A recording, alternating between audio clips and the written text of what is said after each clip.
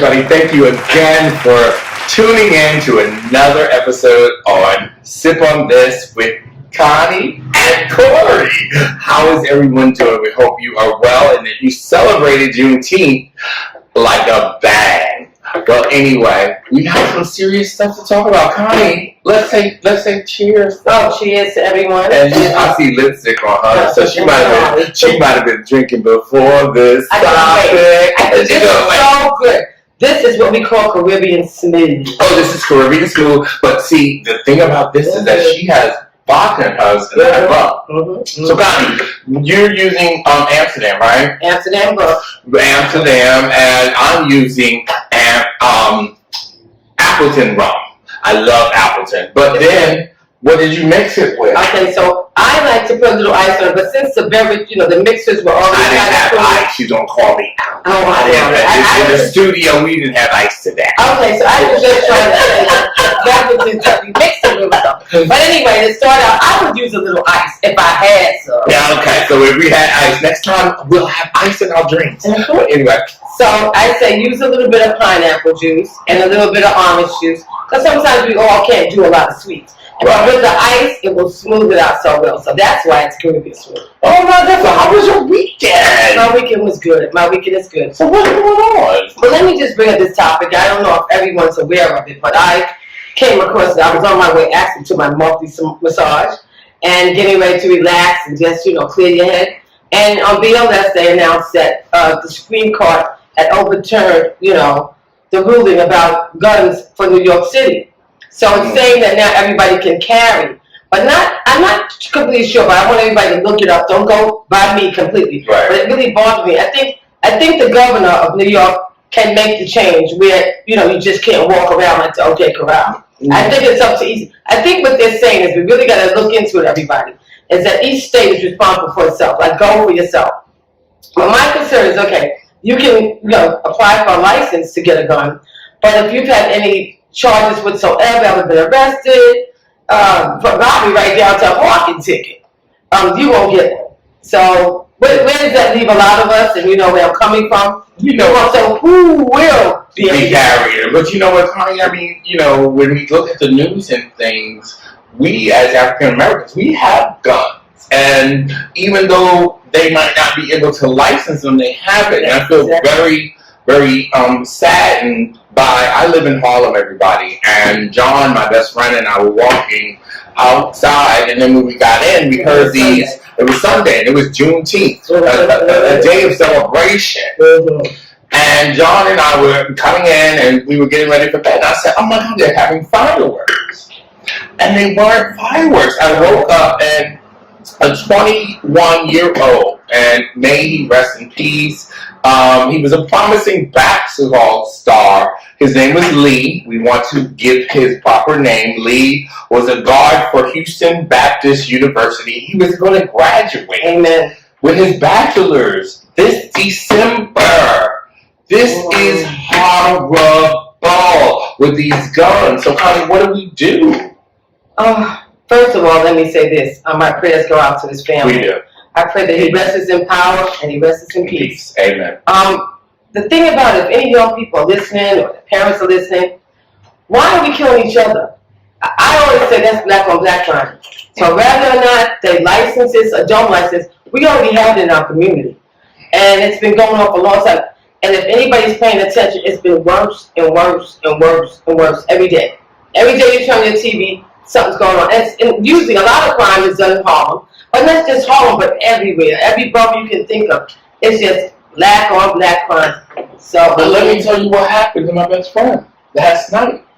Somebody was buzzing his bell at 2 a.m. Just buzzing. Don't answer. And then went downstairs, Connie. What's the fool's name? Yeah, like what? And I was yelling at him this morning, like, are you crazy? What happened? His other neighbor came down because the guy was buzzing, but I said, you better be careful. You don't do that. That's somebody coming for a reason. Right, or staking out or figuring out who lives where, casing out the joint. Exactly. And I was very angry with him, but My point of bringing that up, everybody, is that we just have to be careful these days. You have to be double careful. I mean, what it is it's common sense. Let me just say this.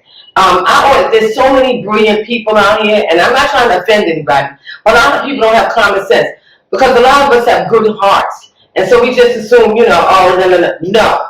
Keep the good heart, but be very conscious of everything surrounding you. Because, crazy is everywhere right about now.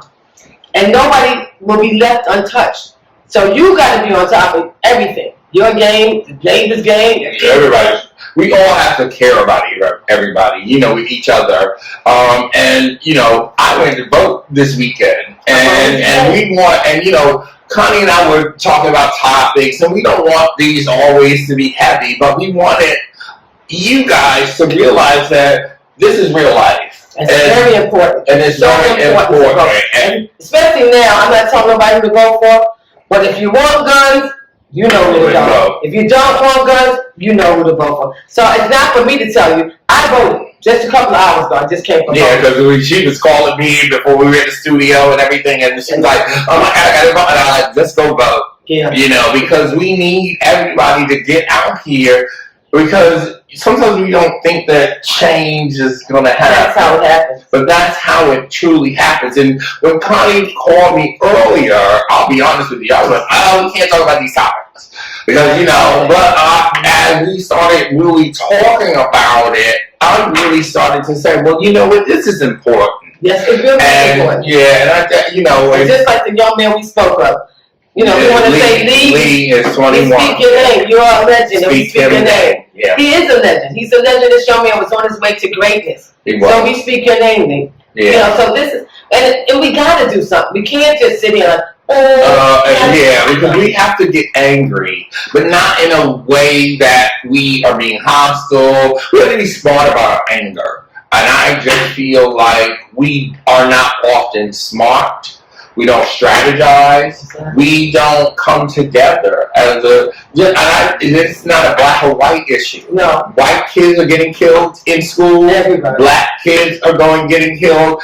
This should not be happening. And then if you vote for these people that are for the NRA, then there's a problem. Yes. Yeah. Okay?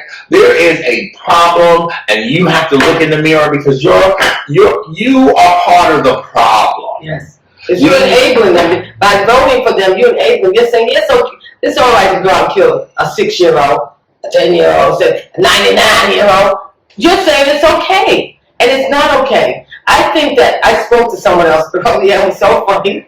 They were saying the reasons why people had guns, even in the olden days, was to protect themselves from the animals and stuff that may be coming around their houses. It was about somebody else. Protection, so they said. People years ago, we lived in a modern time. Years ago, there was always beer and stuff like that. So that was a form of protection. Or sometimes they killed for their food. Guns weren't meant to kill each other. Right. They said we got to kill animals. That's sad right there too. Guns are not. Yes, you have to protect your home and stuff, and your family and your loved ones. But I just feel like guns do more harm than good. And another thing, think about it. If they went to the firing range, they'd get their target. Instead of shooting at why 11-year-old kid got to get shot when he was really after the person over here. But Connie, if you knew how to shoot or went to the gun range, you would be shooting who you wanted to shoot, which is unfortunate also. But 10 other people wouldn't have gotten killed because you didn't get your target. But I was looking at a documentary, everyone. I can't remember the name, and I do apologize. All black youth or individuals that were shot by cops with guns, they were running away from the cops. Ain't that something? They were running away from the cops. Trust and believe you're telling the truth. And people look it up, the majority of them. That they were running away from the cops. So people also in authority with guns need more regulation, I think. Yeah, everybody. Not just the people that this stuff kills. And enough, now that you said that, we speak of cops killing someone as they're running away. They should have been trained to shoot them in the arm and or the leg, or because that would disable a person right there. You get shot at any part, or your butt, you going down. Or even, I went a long time ago, but the rain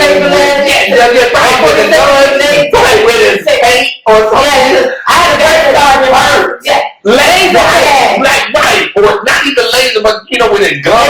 But it's the gun and that splash paint, that stuff hurts, and you fall. Yes, you do. Like, so they don't have why do they have those if the person is not having a weapon? Exactly. No, they don't have one. You got one, and you can shoot them, and or tase. Like, there's gotta be something a bullet that could be created. We are in. And then you shoot them and it just tases them. Like, come on, we gotta do better. Or once again, I'm saying they're not trained. There's something wrong with training. If you gonna shoot, know how to shoot. What happened to the police academy? Where'd y'all go wrong? Where'd they go wrong? Oh my God, they had to go wrong somewhere, because you don't have, like I said, you don't gotta shoot to kill. You shoot to disable. Not kill. Amen. What's the police academy of comedy? I don't know that, but years ago, I want to say maybe 1996, between 1996 and 1997, I went to police academy myself. And I wait a minute. Wait. Okay, but let's go. Well, at one time I was working for HRA, one of my many jobs, and which is a part of, they call social service welfare. Okay. And I was at the division called EVR. It was almost like the back in the day thing, with, the people used to like chlorine. So that's what we were doing. We're a new unit, whatever. So one time or another, they said it's a police academy.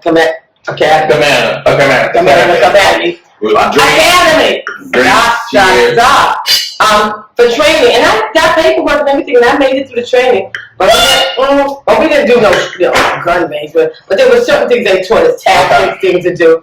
But all that was a zillion years ago. Right now, we're at a place where we can do better. We can do better as individuals. The police can do better as police officers. No, everybody can. Our youth can do better and stop killing each other. And all these. Why am I going to hate you? Because you wear green, I wear red. Like, that makes no absolute sense. You guys are listening. Stop it. Y'all got to love on each other. It's bad enough that everybody else is trying to get rid of us. Why are we trying to get rid of ourselves? Let's not give them the satisfaction. By us doing it, we're doing what they want to do. Let's turn it around and, stick together and love one another, and let's, grow. Right. Let's grow. So we're no longer killing each other. So they're going to look around and say, oh, no, we're not killing each other, but they love each other. Booyah! I think that is where the climate and society's systemic racism, all of that will change once we all join forces with one another. And gun control is a hot topic right now, and it's always been a hot topic. I think it comes back and forth. But we had these young kids in school get killed. They're not, and I almost cried watching their people were chipping in to make their caskets. Superman and Pokemon, and kids should not have to die in school. So we have to stand up for something. Because if we don't stand up, nothing is going to change.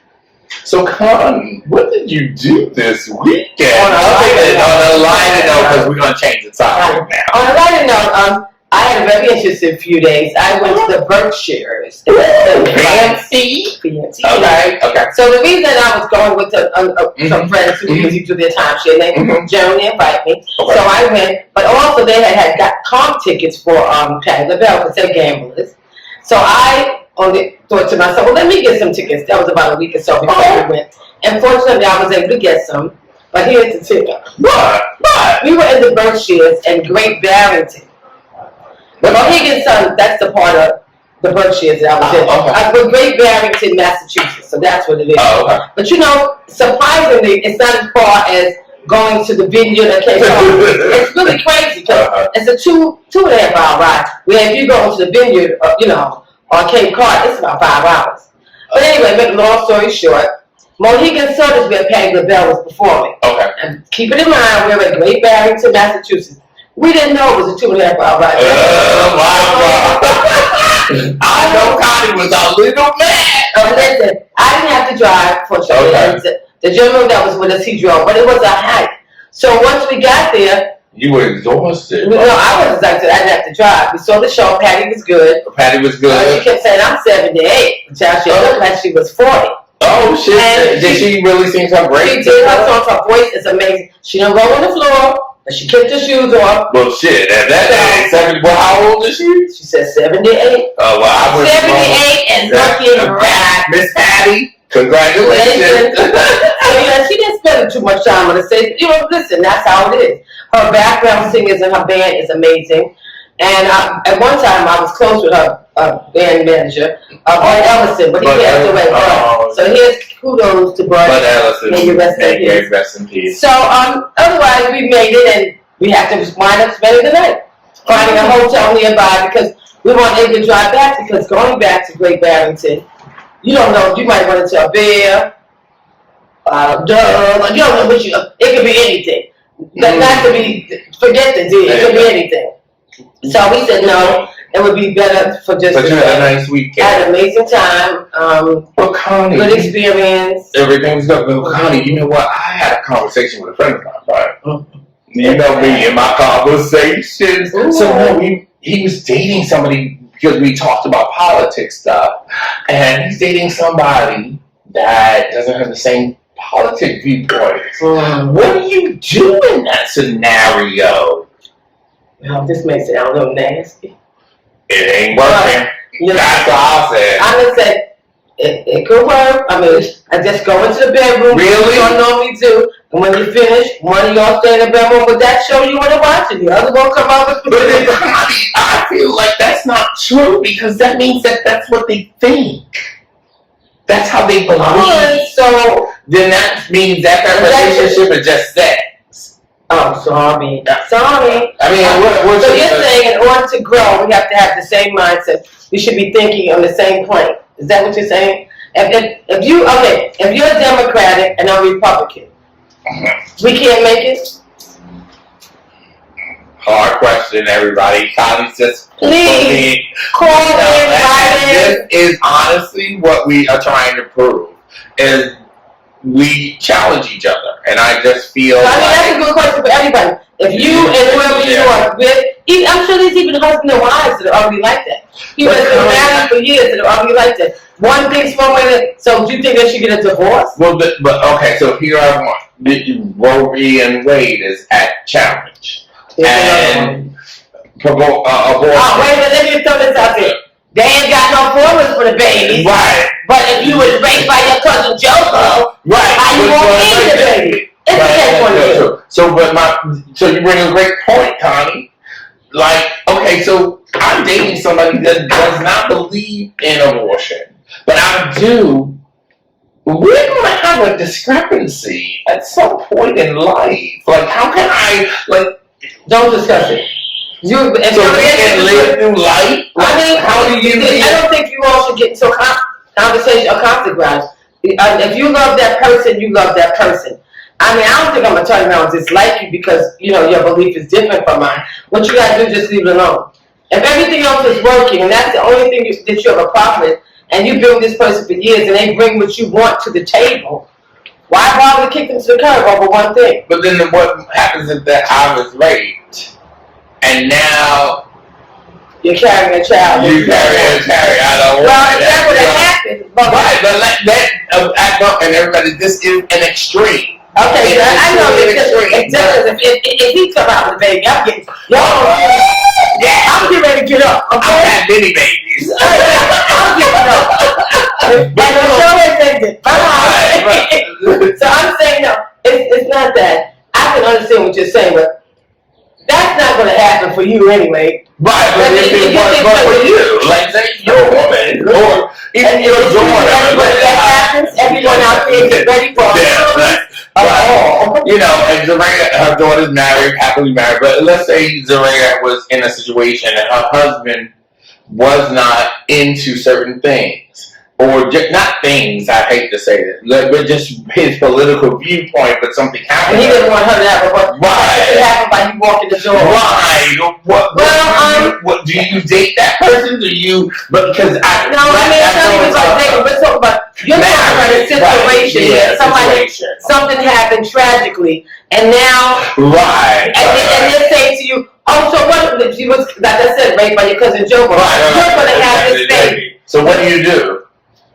What do people gonna do, y'all? They're going to states that allow them to do it, or they're going through the back door. And women are probably dying behind it because we don't want to go backwards. No. Well, all I can say about that is fight. We gotta fight. I mean, this is our bodies. This is my body. I'm a child of God. I mean, man can't tell me. The only person I got to answer to on Judgment Day, rather than have an abortion, is God. So I could just leave that on the table just like that. That's the only person you have to answer to, and nobody else. Okay? Well, everyone, we want you to learn from this conversation. The basis is fight for what you believe in. With all the topics that we discussed. And every topic. I know that we've covered a lot, but I think it's important for us to just get up and fight. And stop laying down and thinking that our politicians have our best interests. We have to collectively come together and fight. Exactly. So, Connie and I, by any means necessary. Like Malcolm X said, by any means necessary. And be safe. Love your fellow man. Trust your fellow man. And remember that it is more than just you. Like me and Connie are doing this because it's more than just us. It's you. We want to say thank you again. You watched our first episode, Sex and Relationship, and we went in a couple of days over 100 views. So we want to say thank you. Thank you. We really do. Remember to live colorfully. And remember, thank you for watching. I think I'm so sad about that.